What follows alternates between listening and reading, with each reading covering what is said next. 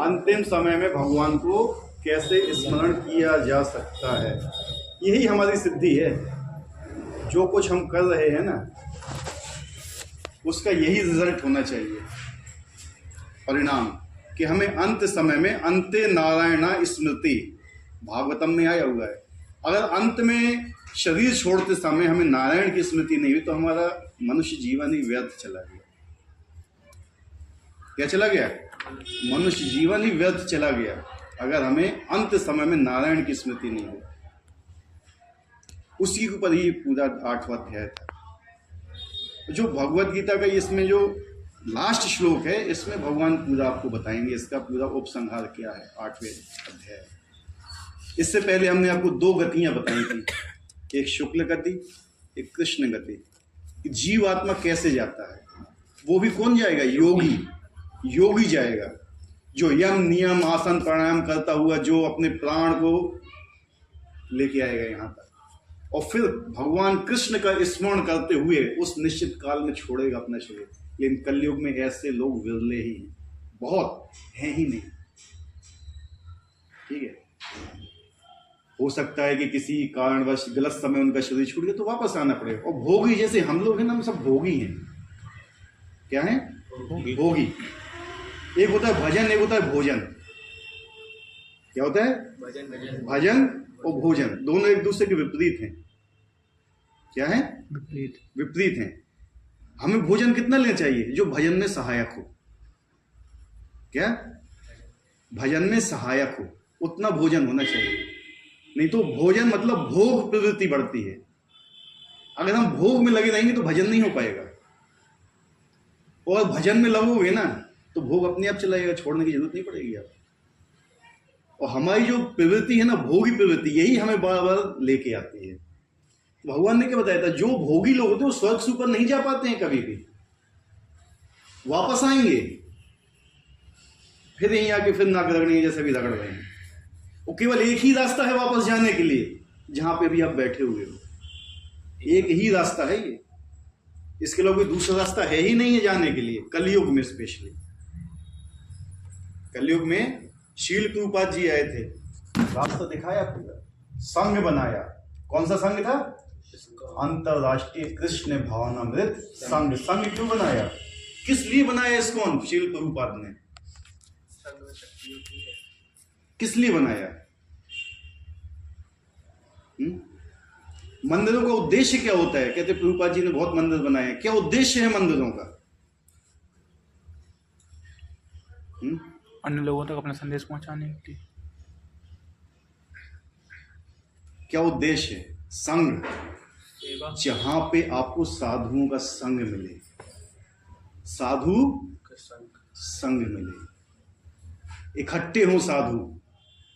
कलयुग में ये चीज नहीं है। इस छोटे से कमरे से बाहर निकल ले, जाके देख लेना, पूरे महोत्सव में कहीं आपको साधु संग मिल जाए। इसलिए शील प्रभुपाद ने इस्कॉन की रचना दी, अंतरराष्ट्रीय कृष्ण भावना, जिसकी शाखा ये भी है। क्या है? यहां पे आपको साधु का संग मिलेगा। ठीक।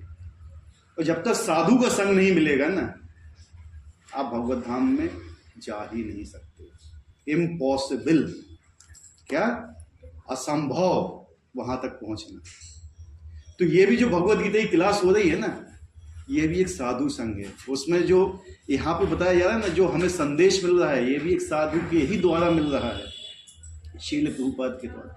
जिसमें उन्होंने बताया कि 2 गतियां होती हैं, शुक्ल गति और कृष्ण गति। ये योगियों के लिए है। ठीक है, और हम इस पे चल भी नहीं पाएंगे क्योंकि इतनी कठिन है। हम जब अपना ब्रह्मचर्य नियम ही पालन नहीं कर पाते तो आगे की बात ही बहुत दूर है। यम नियम आसन प्राणायाम, ये तो क्या है, हमारे लिए असंभव चीजें हैं। ठीक है, तो बेसिकली क्या है ना कि हमें भक्ति के मार्ग में आना है। भक्ति के मार्ग में आने के लिए हमें साधु संग चाहिए। तो जो प्रभुपाद जी यहाँ तात्पर्य लिखते हैं, श्लोक पढ़े पहले, नैनसति पार्थ जनान योगी मंची कश्यना तस्मात् सर्वेषु कालेषु योग युक्तो भवार्जुना। हे अर्जुन, यद्यपि भक्तगण इन दोनों मार्गों को जानते किंतु वे मोहग्रस्त नहीं होते, अतः तुम भक्ति में सदैव स्थिर रहो। भक्तजन होते हैं, इन 2 मार्गों में नहीं पड़ते हैं वो। हम अपनी शक्ति से कभी भगवत धाम नहीं पहुंच सकते। ये आप लिख के रख लो, गांठ बांध के, कि आप अपनी शक्ति से भगवत धाम नहीं पहुंच सकते, भक्ति में प्रवेश भी नहीं कर सकते हो जब तक भक्तों की कृपा नहीं होगी। ठीक है, ये क्या है, ब्रह्मास्त्र है। अगर भक्तों की कृपा नहीं होगी आप भक्ति में प्रवेश नहीं कर सकते। भक्तों की कृपा के लिए क्या चाहिए? ऐसा नहीं कि भक्त आए हमारे सिर पे हाथ रख दो हम भगवत धाम को, ऐसे भक्तों की कृपा नहीं मिलती है। भक्तों की कृपा मिलती है सेवा से। मेरे लिए क्या है? सेवा। 3 ही शस्त्र हैं, नाम रुचि है, बोलिए, जीवे दया और वैष्णव सेवा। ये हमारा सिद्धांत है। नाम में रुचि होना चाहिए और जीव के ऊपर दया होना चाहिए। दया का मतलब क्या जानते हो? भगवान का नाम। दया का मतलब होता है लोगों तक भगवान का नाम पहुंचाना। हर व्यक्ति तक भगवान का नाम पहुंचाना, ये आप लोगों का कर्तव्य है। और वैष्णव सेवा, जब भी वैष्णव की सेवा मिले तो उसको चूकना नहीं चाहिए, चाहे वो जितना श्रेष्ठ हो चाहे वो जितना निम्न। ठीक है, वो आपको देखने से लग सकता है कि ये व्यक्ति श्रेष्ठ है और ये अभी नया नया आया है भक्ति में, लेकिन ऐसा नहीं है। आपने उसका अभी तक प्रारब्ध नहीं देखा हुआ है कि पिछले कितने जन्मों से भक्ति करते हुए आ रहा है। आज वो आया, वो कल आपसे भी श्रेष्ठ निकल सकता है वो। ठीक है, तो ऐसा नहीं समझे, भक्त भक्त होता है। ठीक है, उसमें श्रेष्ठ निम्न कुछ नहीं होता। उसको उसी दृष्टि से देखना चाहिए कि भगवान का सेवक है और उसकी सेवा करना चाहिए। अगर प्रभुपाद जी कहा करते थे कि अगर आप मुझे प्रेम करते तो मेरे कुत्ते को भी प्रेम करोगे। समझ रहे क्या मतलब हुआ इसका? अगर हम भक्तों को प्रेम करते हैं ना, तब हम भगवान को प्रेम करते हैं। अंततः भगवान ऐसे नहीं रिश्ते हैं हमारे ऊपर। ठीक है, अगर आपके भक्तों के साथ संबंध अच्छे हैं तभी आप भगवान को रिझा सकते हैं। क्या है ना, भौतिक जीवन है और आध्यात्मिक जीवन। जैसे भगवद गीता के 15वें अध्याय में कहा गया है, ऊर्ध्वमूलाधः शाखम अश्वत्थम प्राहुः। उल्टा है पूरा। आप भौतिक संसार में जितना ऊपर जाना चाहोगे आप उतने श्रेष्ठ रहोगे, और भक्ति जीवन में आप जितना नीचे जाना चाहोगे आप उतने ज्यादा श्रेष्ठ रहोगे। दासानुदासानुदासानुदासानुदासा, जितने नीचे जाओगे भक्ति में उतने श्रेष्ठ हो। भक्ति में आप जितना ऊपर उठना चाहोगे ना उतने आप नीचे जाओगे। आप सोचोगे मैं श्रेष्ठ बन जाऊं, मैं ये बन जाऊं, मैं वो बन जाऊं, मैं फलाना बन जाऊं, आप निम्न चले जाओगे। हाँ, अगर आप बनना चाहते हो, अगर आप गुरु सेवा के दे रहे हैं आपको प्रेसिडेंट बनो, लेकिन सेवा के भाव से, इस भाव से नहीं कि मैं प्रेसिडेंट हूं, मैं ये हूं, मैं वो हूं, मैं फलाना हूं, इस भाव से नहीं बनना है। आपको जितनी बड़ी पोजीशन मिलती है उतनी ही ज्यादा आपको सेवा भी मिलती है। ठीक है, तो जो लोग इस भक्ति के मार्ग पे लगते हैं ना, वो कभी अपने मृत्यु के बारे में सोचते ही नहीं कि मैं कब निकलूंगा कब नहीं निकलूंगा। ठीक है, तो क्या कहते हैं, इन 2 मार्गों में कभी भी मोहग्रस्त नहीं होते हैं वो। तो कृष्ण अर्जुन को उपदेश दे रहे हैं कि उसे इस जगत में आत्मा के प्राण करने के विभिन्न मार्गों को सुनकर विचलित नहीं होना चाहिए। जो भक्त होते हैं ना, कभी विचलित नहीं होते इन सब चीजों से कि चलो भैया कृष्ण पक्ष में मरेंगे, धूम के समय मरेंगे या प्रकाश के समय मरेंगे, अग्नि से, उन्हें कोई फर्क नहीं पड़ता इनसे। क्यों फर्क नहीं पड़ता बताइए? क्योंकि उनका हाथ भगवान थामे हुए हैं, उनका हाथ उनका गुरु थामे हुए हैं, इसलिए वो विचलित नहीं होते हैं। ठीक है, भगवत भक्त को इसकी चिंता नहीं होना चाहिए कि स्वेच्छा से मरेगा अथवा दैववशात। भक्त को कृष्ण भाव में अपने दृढ़ता पूर्वक स्थित रहकर हरे कृष्ण का जप करना चाहिए। उसे ये जान लेना चाहिए कि इन दोनों मार्गों में से किसी की भी चिंता करना कष्टदायक है। कष्ट ही मिलेगा इन सब चीज को चिंता करोगे तो। कृष्ण भाव में तल्लीन होने की सर्वोत्तम विधि है कि भगवान की सेवा में सदैव रत रहा जाए, हर समय भगवान की सेवा में रहा जाए। तो किसी भी समय शरीर छूटेगा तो सेवा में शरीर छूटेगा, जिस समय सेवा में शरीर छूटेगा तो भगवत धाम। अगर कोई एक आदमी सरकारी नौकरी में है, एग्जाम्पल दे रहा हूं, अगर वो मर गया नौकरी करते करते, तो क्या हुआ उसके परिवार का? हैं? उसके परिवार का ठेका कौन लेता है? लेती है ना। तो जब कृष्ण भगवान की सेवा में लगे हुए हो, तुम चले गए, तो तुम्हारे परिवार की ठेका कौन लेगा? और जब वो ठेका लेगा ना, ठीक है, तो सारे ठेके उसके सामने व्यर्थ हो जाते हैं। ठीक है, अगर प्रचार करते करते जान भी चली जाए ना, तो भी चिंता मत करना, क्योंकि क्षत्रिय युद्ध भूमि में ही मरता है। आलोकदल क्या कह के गए थे? कुक्कुल जिए 12 साल, और बस 18 क्षत्रिय जीव है। नहीं, कुक्कुल जिए 18 क्षत्रिय जीव और 13 जिए 14 साल, ऐसे ही समथिंग है। नहीं, ऐसा नहीं। हाँ, ऐसे ही समथिंग। बस 18 क्षत्रिय जीव है। हाँ, और 13 जिए सिया। हाँ, 13। और जो उसके जीवन को धिक्कार इसके आगे है। जो मतलब वो क्षत्रिय जो 18 से ज्यादा जिए, उसके जीवन को धिक्कार। तो क्षत्रिय बनो और भगवान की सेवा लगो। और क्षत्रिय माया से लड़ते लड़ते प्राण छूट गए ना आपके, तो भगवान खुद रथ पे लेके आएंगे, तो लेके जाएंगे। ठीक है, आपको ये नहीं करना पड़ेगा कि भैया मैं अग्नि का वो करूं, मैं धुएं का तैयार करूं, मैं इसका तैयार करूं, मैं शुक्ल पक्ष का, मन मंत्र का, इसका फलान का, सब व्यर्थ है, कष्टदायक है ये। ठीक है, जब स्वयं भगवान लेने आ रहे हैं, तो ये छोटे मोटे देवता क्या करने वाले हैं आपका?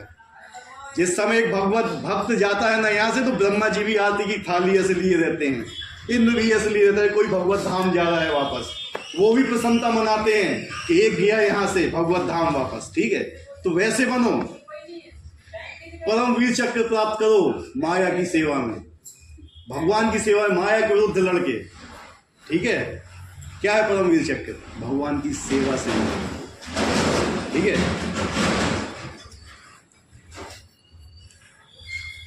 इससे भगवत धाम का मार्ग स्वतः सुगम और सुनिश्चित तरह सीधा होगा। इस श्लोक का योग युक्त शब्द विशेष रूप से महत्वपूर्ण है। जो योग में स्थिर है, वे अपनी सभी गतिविधियों में निरंतर कृष्ण भावनामृत में रत रहता है। योग मतलब क्या होता है? योग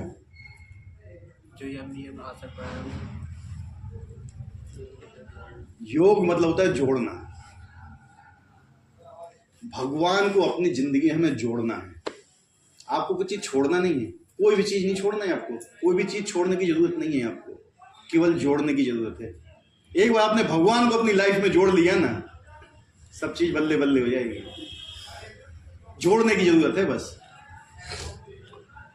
श्री रूप गोस्वामी को उपदेश है, अनासक्त विषयान या हाथ मुपहत। मनुष्य को सांसारिक कार्यों से अनासक्त रहकर कृष्ण भावना में सब कुछ करना चाहिए। इस विधि से, जिसे युक्त वैराग्य कहते हैं, मनुष्य को सिद्धि प्राप्त करता है। अतएव भक्त कभी इन वर्णनों से विचलित नहीं होता, क्योंकि वह जानता है कि भक्ति के कारण भगवत धाम तक उसका प्राण सुनिश्चित है। अगर भक्ति में कोई लगा हुआ है, भक्ति कब आती है पता है? भक्ति की स्थिति कब आती है? लोग किसके पीछे पड़ा था? मुक्ति के पीछे। कोई ऐसे जिसने शरीर छोड़ दिया, मर गया, तो कहता है ये मुक्त हो गया। वो मुक्ति नहीं है, उसका बंधन तो अब चालू हुआ है। मुक्त हो जाता है आदमी जिंदा रहते रहते, जिंदा रहते रहते, अपने इसी शरीर में रहते हुए भी क्या है ना, मुक्त हो सकता है। मुक्ति से ऊपर आती है भक्ति। ये जो मुक्ति है ना, ये बाय प्रोडक्ट है। क्या है? By product. बाय प्रोडक्ट मतलब क्या होता है? क्या बोलते हैं बाय प्रोडक्ट? फ्री में मिले। जो फ्री में, आप भक्ति में लग गए ना, तो मुक्ति आपको फ्री में मिल जाएगी। आपको मुक्ति पीछे पड़ने की जरूरत नहीं है। और भक्ति मिलती है किससे? भक्ति भगवान भी नहीं देते हैं, कि भगवान के पास ही भक्ति नहीं है। भक्ति कौन देता है? भगवान के शुद्ध भक्त। शुद्ध भक्तों के चरणों का धोवन, शुद्ध भक्तों के चरणों की धूल और शुद्ध भक्तों के उच्चिष्ट, ये 3 महाबल हैं भक्ति के मार्ग में। और ये 3 मिल गए आपको, भगवान तो आपको ठुकरा ही नहीं सकते हैं कभी। अरे आपको चेतन चेतन मालूम नहीं, तो हम उसकी स्टोरी बताते हैं आपको। ठीक है, भगवान भी नहीं ठुकराएंगे आपको। अब ये है जो मेन श्लोक, कौन सा है? 28वां। वेदेषु यज्ञेषु तपेषु चैव दानेषु यत् पुण्य फलम प्रतिष्ठम अंतेति तत्व समिदम विदित्वा योगी परम स्थानुपैति चाध्यम। जो व्यक्ति, ये जो श्लोक है पूरे 8वें अध्याय का निचोड़ है। अभी तक आपने जो कुछ पढ़ा है 8वें अध्याय में, उसका निचोड़ क्या है? ये 28वां श्लोक है। जो व्यक्ति भक्ति मार्ग को स्वीकार करता है, वेदाध्ययन, तपस्या, दान, दार्शनिक तथा सकाम कर्म करने से प्राप्त होने वाले फलों से वंचित नहीं होता है। वह मात्र भक्ति संपन्न करके इन समस्त फलों की प्राप्ति करता है और अंत में परम नित्य धाम को प्राप्त होता है। जो व्यक्ति भक्ति में लग गया, क्या बोले? जो भक्ति मार्ग, जो ये मार्ग जिसमें आप अभी चल रहे हो, कौन सा मार्ग है? ये भक्ति का मार्ग, सेवा का मार्ग है। अगर जिसने इसको स्वीकार, उसको जब वेदाध्ययन, वेदों का अध्ययन, तपस्या, दान, दार्शनिक चिंतन हो गया, सकाम कर्म, जो भी इससे फल प्राप्त होंगे ना, वो इस सब चीज से आपको ऑटोमेटिक मिल चुके हैं। उसके लिए अलग से प्रयास करने की जरूरत नहीं है। ये कौन बोल रहे हैं? साक्षात भगवान बोल रहे हैं। ठीक है, साक्षात भगवान अर्जुन को बोल रहे हैं कि तुम्हें ये सब चीज करने की जरूरत नहीं है। तो ये श्लोक 7वें तथा 8वें अध्यायों का उपसंहार है। 7वां और 8वां अध्याय, उसका निचोड़ है ये पूरा श्लोक। जिन्हें कृष्ण भावना तथा भक्ति का विशेष वर्णन है। मनुष्य को अपने गुरु के निर्देशन में वेदाध्ययन करना होता है और उन्हीं के आश्रम में रहते हुए तपस्या करनी होती है। ब्रह्मचारी को गुरु के घर पर एक दास की भांति रहना पड़ता है। वो द्वार द्वार भिक्षा मांगकर गुरु के पास लाना होता है।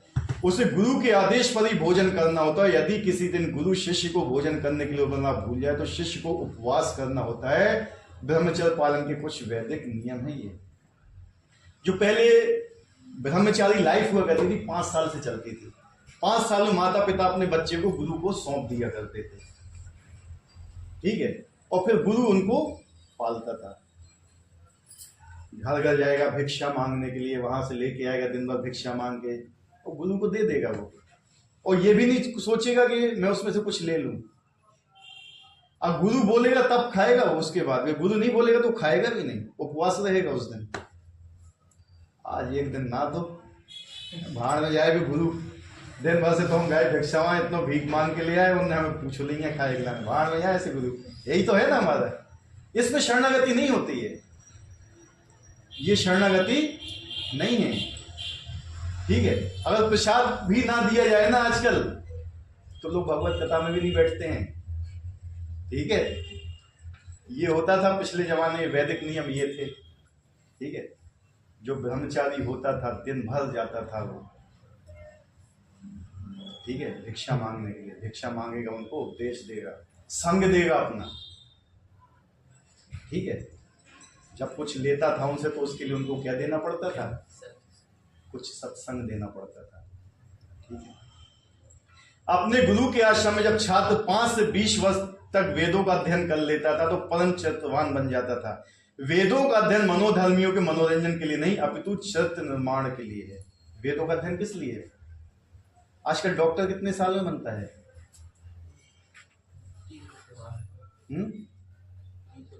कितना साल लग जाता है डॉक्टर बनने में? लगभग मान के चलो 35 वर्ष। आईएएस बनने में कितना साल लगता है? 35 वर्ष। डॉक्टर, आईएएस, इंजीनियर 30 से 35 वर्ष। और मनुष्य बनने में कितना साल लगता है?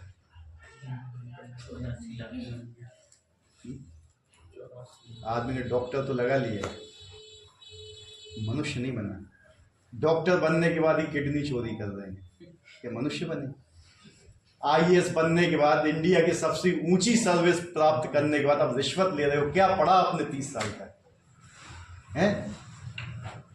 क्या पढ़ा 30 साल तक? और 30 साल तक यही पढ़ा है आईएएस बनने का, यही है कि मतलब मैं जाके रिश्वत लूं। तो कौन सी ये पढ़ाई हुई है? हमने इतना पढ़ लिया, एमबीए ले ली, डिग्री ये फलाना डिगना, हो जाके क्या कर रहे हो? उठा के कर रहे हो लोगों का शोषण कर रहे हो। क्या ये चरित्र निर्माण है? नहीं, ये धोखा है, चीटिंग है।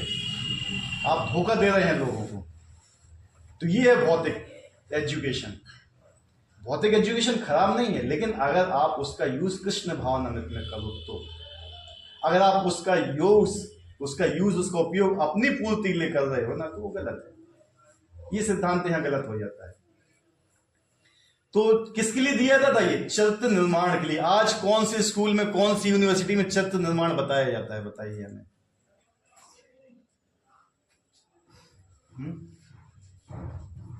कहीं पे भी नहीं, कोई नहीं बताया चरित्र का निर्माण कैसे करना चाहिए, माता पिता की सेवा कैसे करना चाहिए, गुरुजनों की सेवा कैसे निर्वाह करना चाहिए जीवन में, कैसे बड़ों की सेवा करना चाहिए, कभी नहीं किसी को सिखाया जाता है।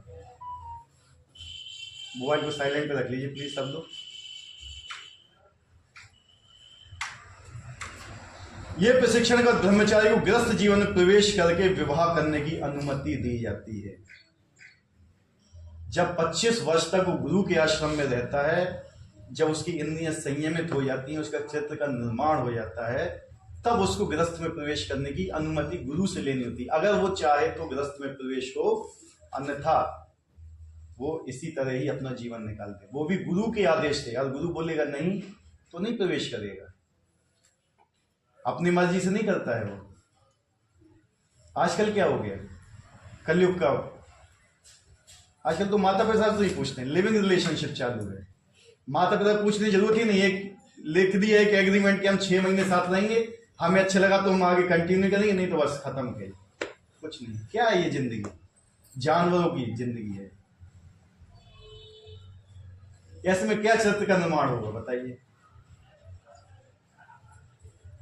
गृहस्थ के रूप में उसे अनेक यज्ञ करने होते हैं जिससे वे आगे उन्नति कर सके। उसे देश काल तथा पात्र के अनुसार सात्विक, राजसिक तथा तामसिक दान में अंतर करते हुए दान देना होगा, जैसा भगवत गीता में वर्णित है। तो क्या गृहस्थ, ये शब्द बहुत ज्यादा कठिन है। गृहस्थ, गृहस्थ क्या है? हमने पिछली बार भी आपको बताया था। गृहस्थ क्या है? एक आश्रम। आश्रम का मतलब क्या होता है? जिसमें भगवान का आश्रय लिया जाए, अपने भोगों का आश्रय नहीं कि हमारे घर में टीवी होना चाहिए, हमारे घर में एक एसी होना चाहिए, फलान होना चाहिए, ठिकाना, लेकिन भगवान की भक्ति के नाम पे जीरो। वो होते हैं गृह वेदी। ठीक है, होते हैं वो गृहस्थ के नाम पे कलंक। ठीक है, उन्हें केवल अपने से मतलब है, भगवान जाए भाड़ में कोई मतलब नहीं होता भगवान से। आगे क्या होता है? देश का पात्र सात्विक, राजसिक, तामसिक दान में करते दान देना होता है। दान, दान का मतलब क्या होता है?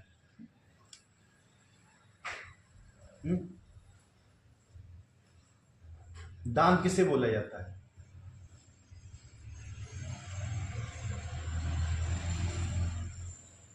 बताइए तो मैदान पे हो, दान किसे बोला जाता है? दीपेंद्र प्रभु, किसको बोलते हैं दान? अजय प्रभु, बहुत पीछे बैठे हो, दान किस चीज को बोलते हैं?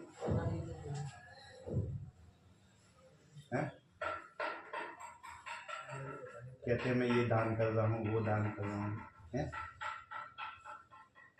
दान उसको बोला जाता है जो चीज तुम्हारे पास हो उसको देना। तुम्हारे पास क्या है? क्या है?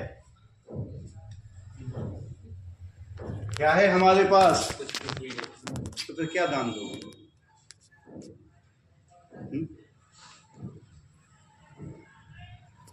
कुछ दान दे सकते हो? भगवान ने केवल एक ही चीज दी है हमें, एक ही चीज, हमारी स्वतंत्र इच्छा, जिसके कारण हम यहां पड़े हुए हैं। उस चीज का दान कर दो बस। शरणागति ले लो भगवान की शरणों में, सबसे बड़ा दान। इससे ज्यादा कुछ दे भी नहीं सकते हो, क्योंकि तुम्हारे पास है ही नहीं। तेरा तक्ष को अर्पण क्या लागे मेरा। ठीक है, सब चीज तो भाई, शरीर भी मेरा नहीं है, शरीर भी गुरु की प्रॉपर्टी है। मेरे शरीर है जिससे मैं श्वास ले रहा हूं ना, ये भी गुरु की प्रॉपर्टी है। गुरु की दम पे मैं श्वास ले रहा हूं। ठीक है, अगर गुरु चाहे ना तो आज ये श्वास चली जाए, और जो हमें श्वास दे रहा है हम उसका ही नाम नहीं ले रहे हैं। कहते हैं हर श्वास पे किसका नाम होना चाहिए?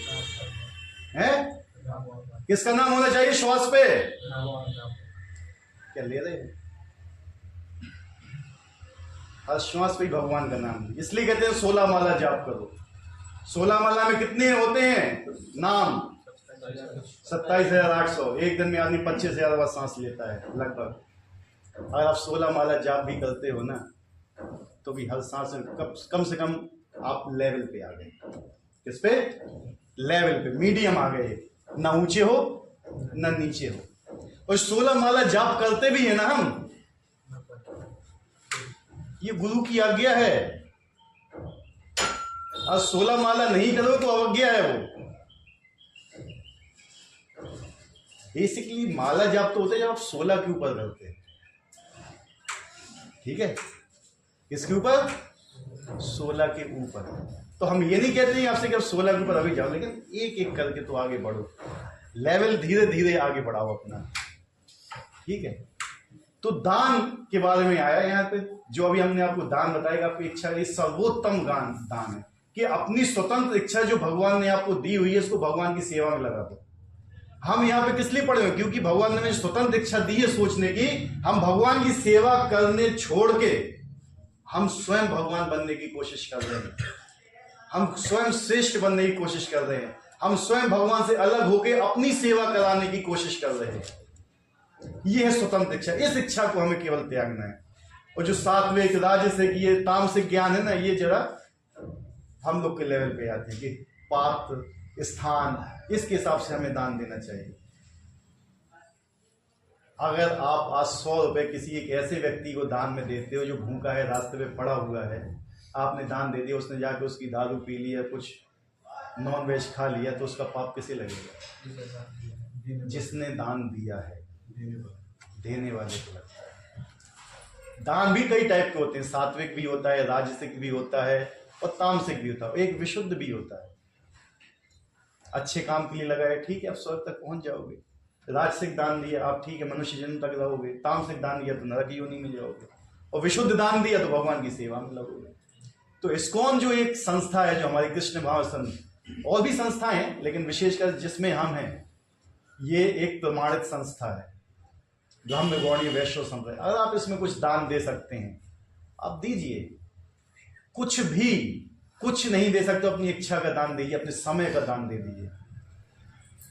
एक आदमी मरने वाला होता है तो उसके परिवार वाले क्या कहते हैं? पूरी हमारी जिंदगी कमाई ले लो, लेकिन इसको 1 घंटा और जीवित रख दो। बोलता है ये है नहीं। सबसे बड़ा दान क्या है? समय का। अगर आप यहाँ पे समय का भी दान देते हो ना कि भगवान के लिए, तो भी बहुत चीज है, भगवान उसको भी एक्सेप्ट करते हैं। सत्संग कितना होता है एक हफ्ते में? यहाँ पे है 2 घंटे। और एक हफ्ते में असत्संग कितना होता है?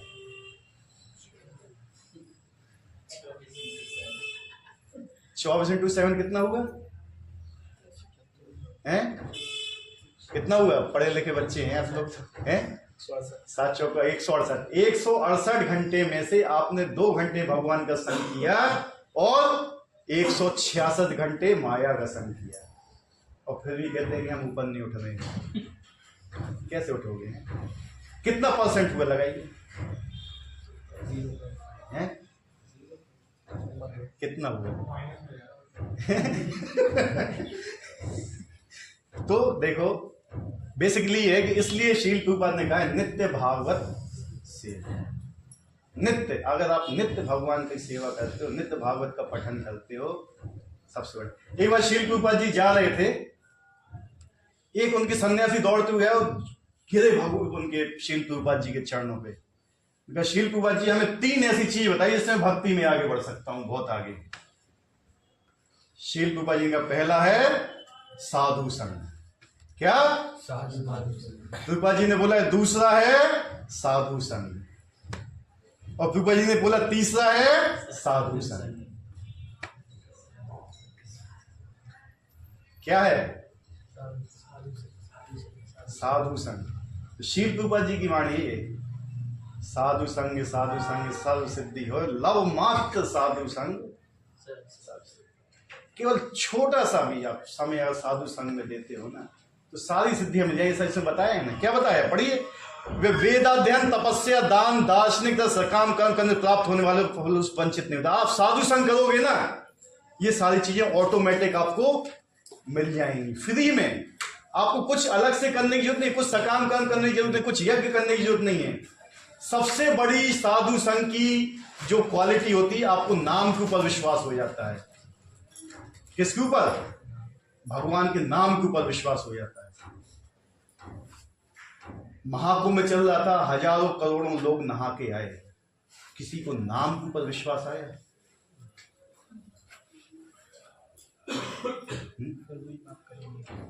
नाम के ऊपर आया विश्वास? नहीं आया।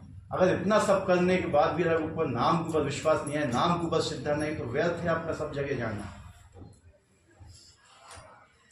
ठीक है, सबसे बड़ी चीज है, अगर आपको नाम में श्रद्धा आ गई, लेकिन कलयुग में, जो कलयुग ने कहा है कि मैं नाम की श्रद्धा नहीं आने दूंगा इन लोगों को। अगर आज यहाँ पे सहस्त्र चंडी यज्ञ हो रहा होगा ना, आदमी वहां पहुंच जाएगा, लेकिन नाम जाप नहीं करेगा। नाम जाप हर आदमी के बस की बात नहीं है। नाम जाप करने से क्या होता है ना, कलेजा जलता है उसका। जब कलेजा जलता है ना, जब पाप मरते हैं ना, तो कष्ट होता है। इस समय रील्स देखते हो तो मन भटकता है। किस किस का मन भटकता है रील्स देखते समय? मोबाइल देखते समय, शॉर्ट्स देखते समय, माला जाप में भटकता है कि नहीं? भटकता है ना। क्यों? क्योंकि हम मन के गुलाम हैं, हमारी रुचि नाम में है ही नहीं। अगर आपका मन जाप में भटक रहा है तो समझ लीजिए अभी आपकी नाम में रुचि नहीं आएगी। रील्स में नहीं भटक रहा है तो रील्स में रुचि है अभी। ठीक है, मुझे ईमानदारी से बताइए, किसका मन भटकता है रील्स देखने में? ईमानदारी से बिल्कुल, देव सत्संग में बैठे हुए शॉर्ट्स में किसका मन भटकता है? मेरा भी नहीं भटकता है, मेरा भी भटकता है। ठीक है, मैं अपने लिए भी कह रहा हूं, लेकिन माला में भटकता है कि नहीं? तो सबसे बड़ी सिद्धि है कि यार आप नाम के ऊपर आपको विश्वास हो जाए। नाम के ऊपर विश्वास हो जाए, आप नाम जाप कर रहे हो, ठीक है, मन भटक रहा है आज, लेकिन आप प्रयास करोगे तो नहीं भटकेगा। तो अगर इस स्तर पे आ गए, नाम जाप के स्तर पे, तो सारी चीजें आपको अपने आप मिल गई। ये है भक्ति का मार्ग। गृहस्थ जीवन के बाद वानप्रस्थ आश्रम ग्रहण करना पड़ता है, जिससे उसे जंगल में रहते हुए वृक्ष की छाल पहनकर वो कर्म आगे दिए बिना कठिन तपस्या करनी है। ये तो वैदिक नियम है। आजकल कौन वानप्रस्थ ग्रहण करता है? वानप्रस्थ की एज कितनी है? 50-55 मैक्सिमम। इसमें आप व्यक्ति को अपना घर त्याग देना चाहिए। अपने जीवन को इस तरह प्लान करना चाहिए ना व्यक्ति को कि 50 मैक्सिमम 55 तक अपनी सारी जिम्मेवारी से निवृत्त हो जाए। और जंगल जाने की जरूरत नहीं है। आजकल रूपा जी ने इतने सेंटर बनाए हुए हैं, इतने मंदिर बनाए हुए, किस लिए? जाइए वहाँ पे भगवान का भजन कीजिए। यहाँ पे सबसे ज्यादा एज वाला कौन है? तो जी आप ही लग रहे हैं मुझे। तो उसमें ये है कि जितनी भी एज हो जाए कि जिम्मेवारी से मुक्त होता है आदमी? नहीं होता है ना। तो हमें अपनी लाइफ को इस तरह प्लान करना चाहिए कि अपनी जिम्मेवारियों से साथ समय मुक्त हो जाए। ये तो क्या है कि जब तक लकड़ियों पे नहीं आए तब तक जिम्मेवारी टिकी हुई है ऊपर, वो व्यर्थ का टाइम है। हम अपना लाइफ बर्बाद कर रहे हैं, कुछ नहीं। एक मनुष्य जन्म जो मिला हुआ है ना, बहुत प्रयास के बाद मिलता है। पता नहीं कौन से जन्म के हमारे पुण्य उदय हुए कि हमें मनुष्य जन्म मिला। और मनुष्य जन्म मिला वो भी भारत में मिला है, और भारत में मिला वो भी हिंदू परिवार में मिला। और उसमें भी हमें ऐसी संस्था मिली जिसमें हम इस्कॉन में आ गए। वहाँ शील प्रभुपाद के शुद्ध भक्तों का भी संग मिला, और फिर भी हम नहीं चल पा रहे। तो फिर देखो क्या हाल है।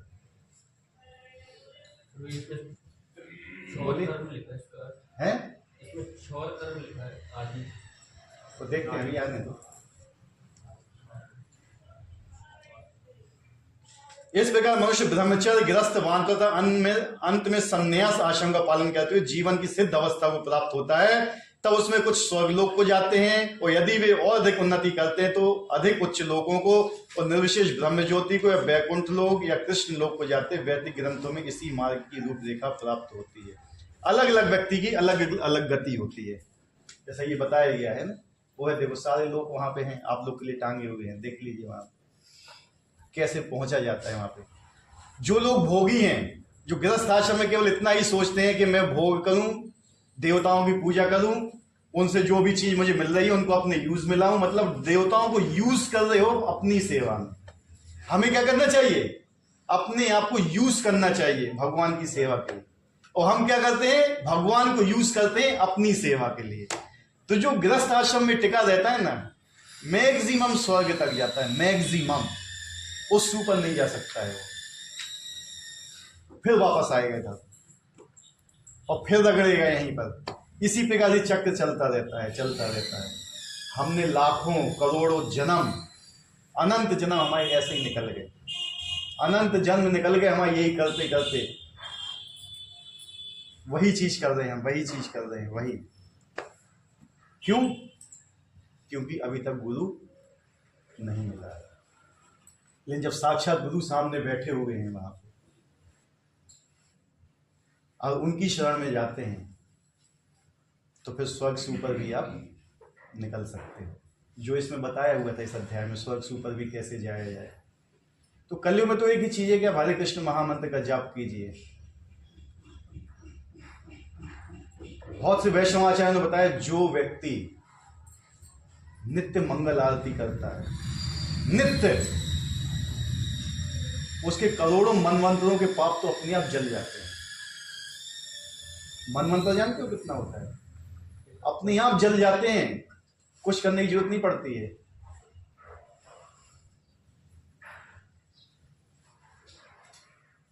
तो ये चीज हमें ध्यान में रख जाए कि भक्ति का मार्ग कितना श्रेष्ठ है। और भक्ति का मार्ग है दासता का मार्ग, दास का। जैसे मेरा नाम है निमाई हरि दास। आगे क्या है? मेरे गुरु ने मुझे टाइटल क्या दिया हुआ है? मैं स्वामी नहीं हूं। मैं क्या हूं?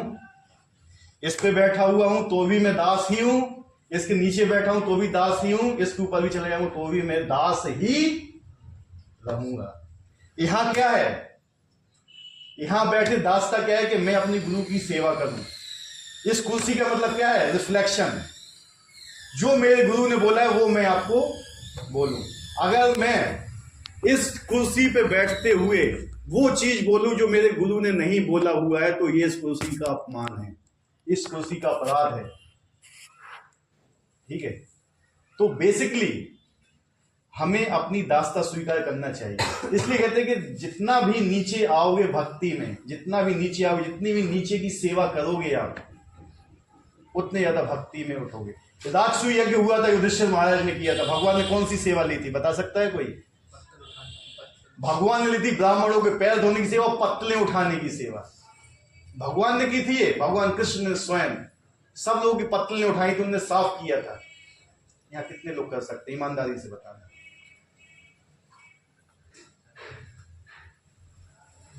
तो नीची सेवा स्वीकार करना चाहिए, सेवा स्वेच्छा से स्वीकार करना चाहिए। एक होता है बोलने से स्वीकार करे, एक होता है स्वेच्छा से स्वीकार करे। जब आदमी बोलने से बोलता है ना, जब बोला जाता है तुम ये काम करो, तो उसमें इतना ज्यादा नहीं आता है उसको। लेकिन जब वो स्वेच्छा से करता है कि हाँ मैं ये करूंगा, तब भगवान देखते हैं कि देखो ये अपने आप कर रहा है। किंतु कृष्ण भाव विशेषता है कि मनुष्य एक ही झटके में भक्ति करने का मनुष्य जीवन के विभिन्न आश्रमों के अनुष्ठानों को पार कर जाता है। भक्ति में लगा रहे, चाहे वो ब्रह्मचारी रहे, चाहे गृहस्थ रहे, चाहे वानप्रस्थ रहे, चाहे सन्यासी रहे, और भक्ति में लगा हुआ है, वो जाएगा भगवान के धाम। उसे और कुछ करने की जरूरत नहीं। एतम विदित्वा शब्द सूचित करते हैं कि मनुष्य को भगवत गीता के इस अध्याय में तथा 7वें अध्याय में दिए कृष्ण के उपदेशों को समझना चाहिए। उसे विद्वता या मनोधर्म के इन दोनों अध्यायों को समझने का प्रयास नहीं करना चाहिए, अपितु भक्तों की संगति से श्रवण करके समझना चाहिए। किससे श्रवण करना है? एक चीज मुझे बताओ, गधे के ऊपर बैठना अच्छा है या घोड़े की लात खाना अच्छा है? गधे के ऊपर बैठ के सवारी करना अच्छा है या घोड़े की लात खाना अच्छा है? हैं? दोनों अच्छा है। गधे की लात नहीं, सॉरी, घोड़े की लात खाना या गधे के ऊपर सवारी करना, दोनों अच्छा है। गधे के ऊपर सवारी कराया जाए आपको, हाँ, दोनों ही अच्छा नहीं है। अच्छा नहीं है, हैं? घोड़े की लात खाना फिर भी अच्छा है, गधे के ऊपर बैठने की अपेक्षा। निकल जाते हैं, लेकिन वो सहन करना चाहिए। इसी प्रकार बोला गया कि भौतिक व्यक्ति की चापलूसी करने से अच्छा है कि एक वैष्णव की लात खाई जाए। समझे बात को? वैष्णव की संगति में लातें भी पड़ती हैं, और वैष्णव की लात मिलती है ना, तो उसको भी अपना क्या मानना चाहिए? सौभाग्य मानना चाहिए कि हमें लात तो पड़ी। किसकी पड़ी? गधों के ऊपर सवारी तो नहीं करना पड़ रही है हमें। ठीक है, आप भौतिक व्यक्ति को जितना भी रिझाना चाहो नहीं रिझा पाओगे। आप पूरी जिंदगी लगा देना, आप खुश नहीं कर पाओगे किसी भौतिक व्यक्ति को। पूरी जिंदगी लगा देना, माता पिता भाई बहन बच्चे जो भगवत भक्ति में नहीं लगे हुए, इनको प्रसन्न करके दिखा देना। कभी नहीं होंगे प्रसन्न ये आपसे, लेकिन भगवत भक्ति जरा सी सेवा कर देना ना, वो रीच जाएगा आपके ऊपर। ठीक है, ये होती है विशेषता। वो आपको डांटते किस लिए हैं? एक चीज याद रखना, लाइफ में आपको प्रशंसा करने वाले लाखों मिल जाएंगे, डांटने वाला नहीं मिलेगा कभी। दुनिया में देख लेना, डांटने वाला कभी नहीं मिलेगा आपको। डांटेगा कौन? या तो आपका गुरु या आपके माता पिता। क्यों? जो आपसे प्रेम करते हैं। और जो आपकी प्रशंसा करेंगे ना, वो आपको ठगने वाले हैं, बस ठगेंगे केवल। देख लेना, जिस व्यक्ति को काम निकालना होता है वो आपकी प्रशंसा करेगा, वो आपसे काम निकलवाएगा। लेकिन गुरु क्या करेगा? गुरु को आपको सुधारना है, वो आपको सुधारेगा, लात भी मारेगा। यहां तक कि अगर भक्तों का मल भी साफ करना पड़े ना, तो भक्तों की संगति कभी मत छोड़ना। वो हमेशा सिर नीचा करके रखना उनके सामने, क्योंकि वही क्या है ना, महाबल है हमारा। आप सब लोग क्या हुए? डायमंड जानते हो? डायमंड क्या होता है? हीरा। हीरे की क्या क्वालिटी होती है? बहुत चमकदार है। लेकिन जब खान से निकलता है तो क्या होता है? कोई पहचान नहीं पाता है उसको। कौन पहचानता है? जौहरी पहचानता है। उसको साफ करने के लिए क्या करता है? वो इतना कठोर होता है कि लोहे से भी नहीं घिसेगा वो। सबसे कठोर क्या है? इसलिए क्या कहते हैं ना, हीरो को है ना, हीरो के साथ ही रखते हैं, उनको घुमाया जाता है। हीरे को हीरे के साथ में रख के घुमाया जाता है। जब हीरा और हीरे को रगड़ता है ना, तब वो चमकता है। ये क्या है सब? आज ये साथ रहेंगे ना, और एक दूसरे को रगड़ेंगे, तभी ये चमकेंगे। ठीक है, तभी ये चमकेंगे। इसलिए कहते हैं क्या रहो? साथ रहो। ठीक है, यहां पे कोई किसी कमी निकालेगा, वो क्या कर रहा है? उसको रगड़ रहा है। तो सोचो कि मुझे रगड़ रहा है वो। जब रगड़ोगे तभी चमकोगे। सूरज कब प्रकाश देता है? तब वो जलता है। जब तक हम नहीं रगड़े जाएंगे ना, तब तक हम हीरा नहीं बनेंगे। भक्तों के सामने रहो, रगड़ते रहो, रगड़ते रहो, रगड़ते रहो। एक दिन इतने रगड़ जाओगे ना कि स्वयं चमकने लगोगे और स्वयं भगवत धाम पहुंचोगे, भगवान की ताज पे विराजोगे।